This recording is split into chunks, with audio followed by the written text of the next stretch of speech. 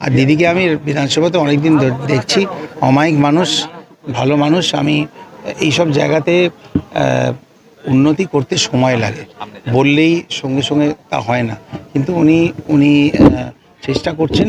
এবং আমি বলবো যে মানুষ এটা দেখেছে যে কিভাবে অন্যায়ভাবে 90 লক্ষ কি কম একটা ব্যাপার, 90 লক্ষ মানুষের নাম কেটে দেওয়া।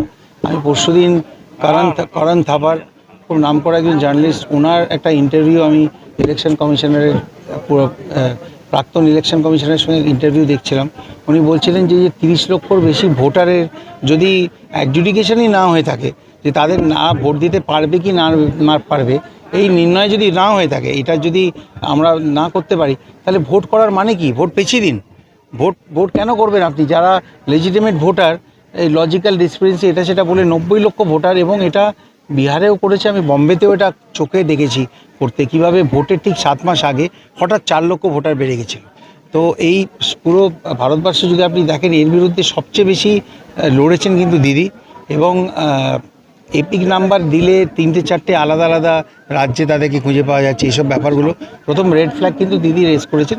কিন্তু আমি বলবো যে যতই এসব কারচুপি হোক না কেন, মানুষ কিন্তু যে হয়রানির সম্মুখীন হয়েছে, এবং আগামী দিনে এই ধর্মের ভিত্তিতে যারা ভোট লড়ে তাদেরকে অন্তত পশ্চিমবঙ্গের রাশ হাতে তুলে দেওয়া যাবে না।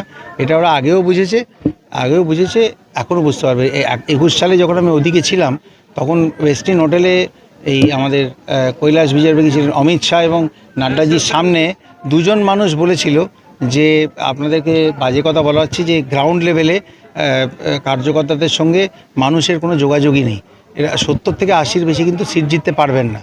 আমরা খুব বিরাগভাজন হয়েছিলাম, আমাদের এর জন্যে অনেক মানে ঝামেলার মধ্যে পড়তে হয়েছিল, কিন্তু সেটাতে ভয় পাইনি। দুজন বলেছিল, একটা হচ্ছে মুকুল রায়, আরেকজন হচ্ছে আমি। তো যাই হোক, আমি এটাও বলবো এবারে দেখুন ওই নাম্বারটা আরও কমবে, কারণ মানুষ এই যেটা বললাম না, প্রধানমন্ত্রী আসছেন, আরে এত বছর 12 বছর ধরে উনি আছেন, উনি এখন বলছেন যে মা বোনেরা ঠিক করেছেন যে 2047-এর আগে বিকশিত ভারত দেবেন।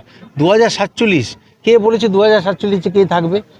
কে 2047? আজকে 2026 চলছে, 21 বছর বাদে আপনি কি বিকশিত ভারত হবে? তাহলে আপনি 21 বছর অবধি কী করবেন?